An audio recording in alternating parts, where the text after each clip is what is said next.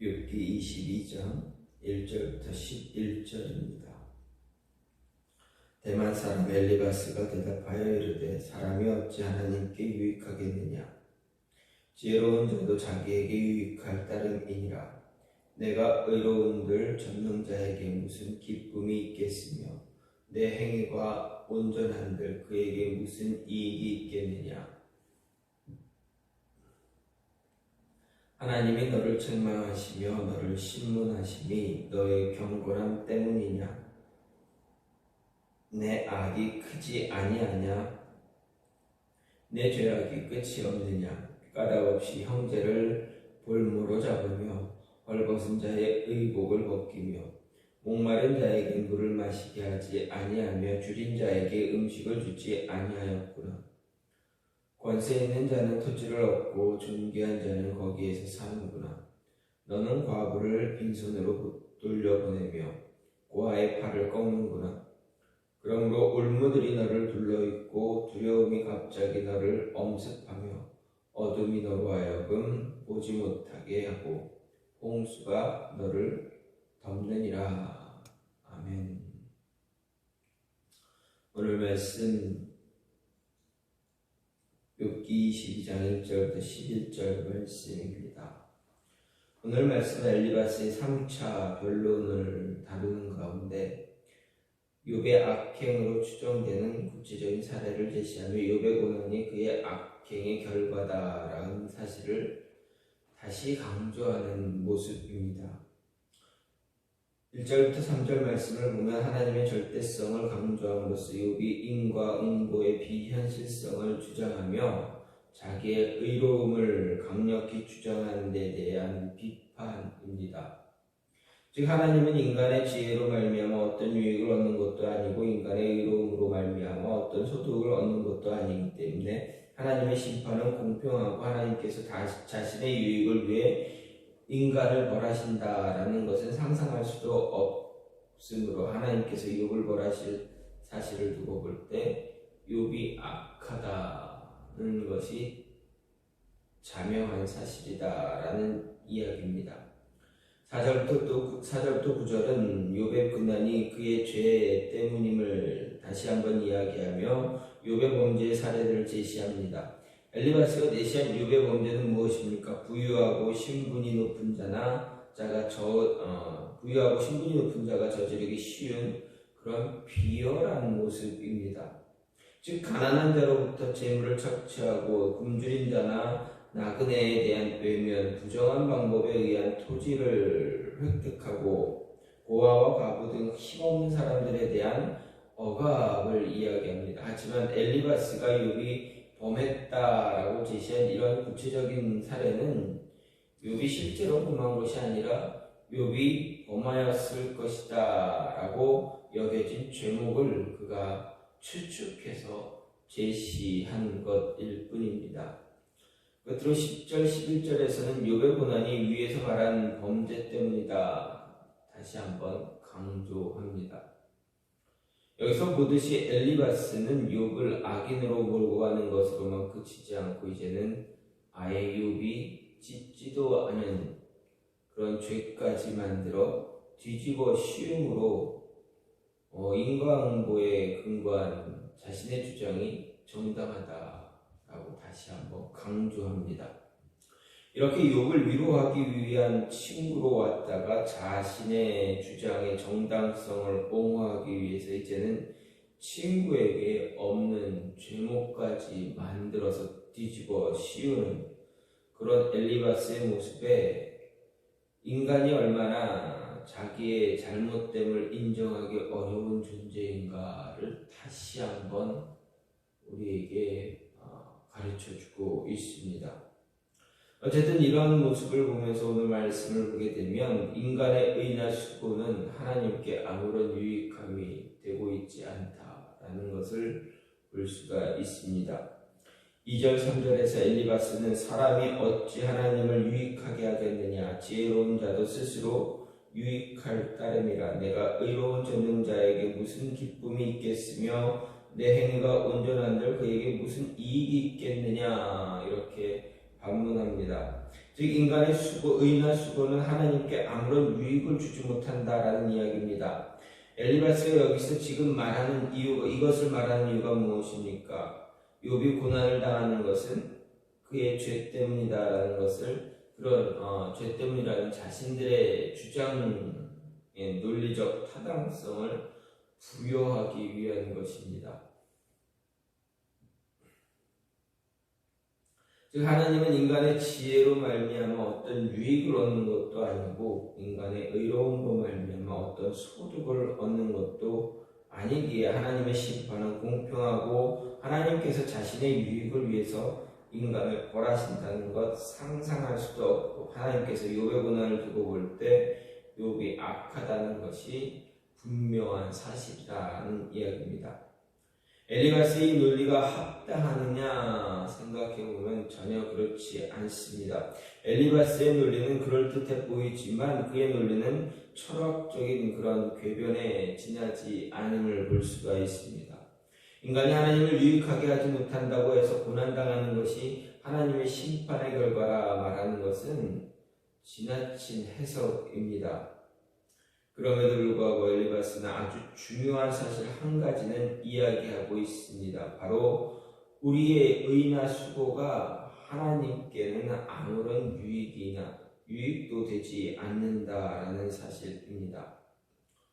우리가 흔히 착각하고 오해하는 일 가운데 하나가 우리의 의로움이나 혹은 하나님의 일을 하는 것이 하나님께 어떤 유익이 되는 것처럼 생각하는 것입니다. 즉 마치 우리의 행위가 하나님의 부족한 부분을 채우기라도 하는 것처럼 생각하는 것입니다. 얼마나 많은 사람들이 이러한 생각으로 자신의 의와 공로를 내세우며 하나님의 보상을 바라는지 모릅니다. 하지만 하나님은 우리의 도움을 받으셔야 할 만큼 무엇이 부족한 분이 아니다라는 것을 우리는 기억해야 합니다. 우리가 의를 행해야 하나님의 공의가 세워지는 것도 아닙니다. 하나님은 창조주이십니다. 그분이 원하시는 모든 것을 할 수 있는 그러한 분입니다. 또 하나님은 인간의 우리의 의와 관계없이 절대로 의로우신 분이다. 그래서 우리의 행위가 하나님의 존재 자체에 어떤 영향을 끼치는 것이 아무것도 없다는 말씀입니다. 성경 말씀 중에 어떤 말씀 즉 예를 들면 너희 착한 행실을 보고 하늘에 계신 너희 아버지께 영광을 돌리게 하라. 말씀은 마치 우리의 행위가 하나님께 어떤 유익이라도 끼치는 것처럼 보이기도 하지만 이 말씀은 우리의 행위가 하나님께 유익이 된다는 말이 아니라 우리는 마땅히 하나님께 영광을 돌려야 한다라는 것을 이야기하고 온 것일 뿐입니다. 그렇습니다. 우리가 의를 행하고 하나님의 일을 하는 것은 하나님의 은혜를 입은 자로서 마땅한 도리이지 하나님께 유익함을 드리기 위한 것이 결코 아니다라는 것입니다. 우리가 의를 행하는 것은 의로우신 하나님의 형상으로 지음받고 또 예수 그리스도를 통해서 의롭다함을 받은 자로서 마땅한 일이고 의무입니다. 또 하나님과 교회를 위해 수고하는 것은 하나님이 하실 일을 우리가 대신하는 것이 아니라 우리가 하나님의 은혜로 하나님의 거룩한 사역에 동참하는 것입니다. 따라서 우리의 의나 수고는 우리의 교만함의 근거가 될 수가 없습니다. 자랑의 근거도 될 수 없습니다. 우리가 의를 행할 수 있고 하나님을 위해 수고할 수 있게 된 것이 하나님의 은혜임을 알고 감사해야 합니다. 우리가 하나님을 위해 수고한 후에 할 말은 오직 우리는 무익한 종이라 우리 하여야 할 일을 한 것뿐입니다. 라는 고백입니다. 언제나 성도로서 합당한 삶을 살아가다 그것이 사람들 앞에서나 하나님 앞에서 내 의와 자랑이 되어서는 결코 안 된다라는 것 잊지 말아야 합니다.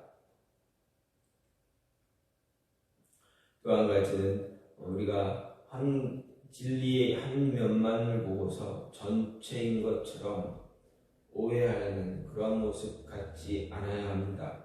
4절 5절에서 엘리바스는 욥을 향해서 하나님이 너를 책망하시며 너를 신문하심이 너의 경외함을 인함이냐? 내 악이 크지 아니하냐? 내 죄악이 극하다라고 말합니다.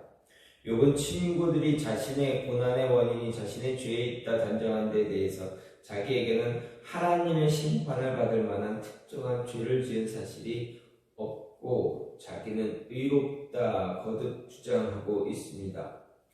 이런 욥의 주장은 엘리바스를 비롯해서 인과응보의 원리만이 하나님께서 세상을 통치하는 섭리의 원칙이라는 확신에 사로잡혀 있던 친구들에게 자기의 죄를 인정하지 않고 뻔뻔하고 가증한 주장으로밖에 여겨지지 않습니다. 그래서 엘리바스는 여기서 우선은 하나님이 너를 책망하시며 신문하심이 너의 경외함을 인함이냐라고 반문함으로 욥을 뻔뻔스럽다 조롱하고 욥의 죄가 커서 극악하기까지 하다 몰아세우고 있습니다. 즉 욥이 당하는 고난은 그의 극악한 악한 죄에 대한 하나님의 정당한 심판이다 이렇게 규정합니다. 특별히 4절에서 책망하다라는 이런 말의 의미는 판단하다입니다. 그러므로 욥에게 임한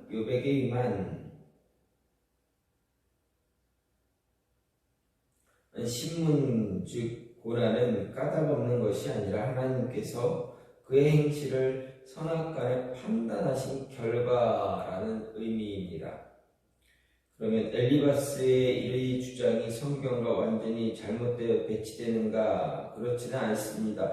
성경은 하나님이 자신을 경외하고 의를 행하는 자에게 복을 주시고 악을 행하는 자에게는 저주와 벌을 내리신다는 것을 곳곳에서 거듭거듭 말씀하고 있습니다. 특히 이는 신명기 28장의 축복과 저주의 율법에 아주 뚜렷하게 나타나 있습니다. 즉 엘리바스나 친구들이 주장한 인과응보의 원리도 하나님이 말씀하신 진리가 분명합니다. 하지만 성경이 인과응보만 말씀하고 있느냐? 그렇지 않다라는 것입니다. 성경은 세상에서는 의인도 고난을 당할 수 있음을 말합니다. 즉 하나님의 섭리의 다양성을 말하고 있습니다. 그렇게 본다면 인과응보의 원리는 진리이기는 하지만 그것은 모든 경우에 적용되어지는 그런 절대적인 원리가 아니다라는 것입니다. 진리의 한 일면이라는 것을 알 수가 있습니다.